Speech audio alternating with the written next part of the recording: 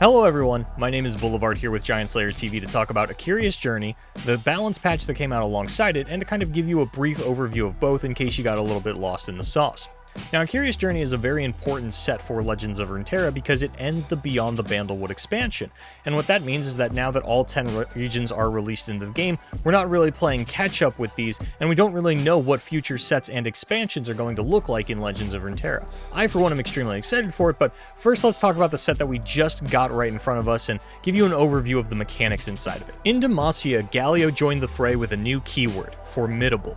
Units with the Formidable keyword deal damage based on their health rather than their attack, a mechanic explored in other card games, but one that has some very unique interactions within Legends of Runeterra. Most people will immediately think of Yordle Smith as a good addition to decks with many Formidable units, while those looking to counter the strategy are looking back at Foundation staples like Culling Strike.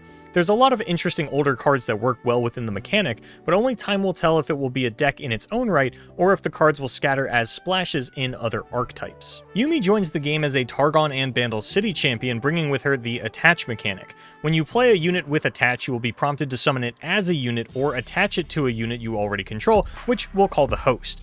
The host will be granted the attack, health, and keywords of the unit with Attach as a buff, so Yumi would give it +2 attack and +2 health.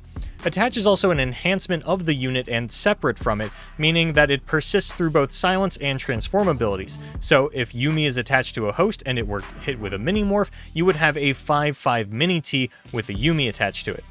Each unit can only have one attachment at a time, so if you already have one unit attached and you go to attach a second unit, the first will be returned to your hand and you will lose the buffs from that attachment. Anytime the host leaves the battlefield, the attached unit will also return to your hand unless the host is obliterated. Why is obliteration different? My guess is to add some level of counterplay to the attach mechanic, but also so that cards like Entomb and Ancient Hourglass don't allow you to sort of duplicate your attach units by self-obliterating your units, getting them back to your hand, and then having them return as an exact copy with the attachment still on them. Udyr completes the set of mono region champions for this expansion, expanding upon the plunder mechanics present in Freljord already. While neither he nor his followers have plunder, they focus on damaging the enemy nexus and having a payoff for it.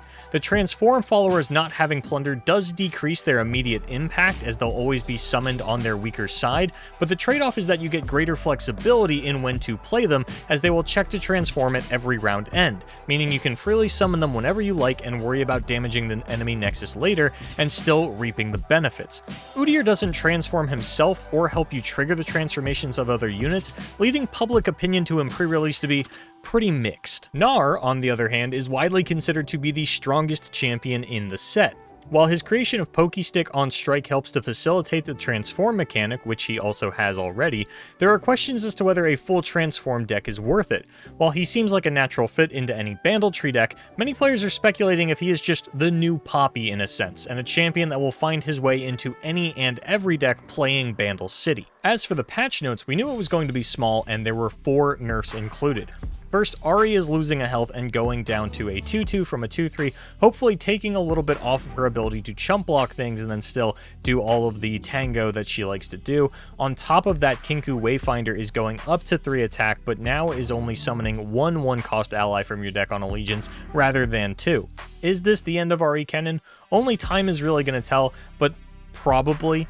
Then Wounded White Flame lost a health going from a 2/4 to a 2/3 in an effort to ensure that Pantheon didn't really take over the meta now that Ahri Kennen has been nerfed, on top of the fact that it is getting a relatively high amount of support in A Curious Journey with both Yumi and the attach units. And then finally, Iceborne Legacy went up to 6 mana from 5 and changed from burst speed to focus speed, a rather large nerf to the card. You can no longer summon the unit you want to buff and then cast this in response to a form of removal, giving a lot more counterplay to the setup of the deck where previously there was none. Now, given the relatively medium performance of Iceborne Legacy decks on the previous patch, both on ladder and in tournament play, this is certainly the nerf that has the most players scratching their heads. With Ari Kennen getting knocked down a few pegs and Pantheon going to be taking the next few days to sort of figure out where Yumi and all these different attach units are going to fit into the deck long term, are we even still having the Taric versus Shyvana discussion, or are we getting pushed to the wayside on that? There's going to be a lot of different things going on Ladder for the next couple of days, maybe even the first week. There's a lot of different things coming out. Now, if you don't have access to the new cards, maybe you don't have enough resources, you're waiting to find that perfect deck to go ahead and craft that someone else has built. Spiders and Pirates are always great fallbacks for people looking to just gain LP quickly. I think Yordles in Arms is another great option. We might even see the return of something like Ari Lulu Chompers now that Ari Kennen is no longer the de facto Ari deck. But let me know what your favorite deck from A Curious Journey is down in the comments below. Don't forget to like the video and subscribe to the channel. Click that little bell to get notifications when videos are happening.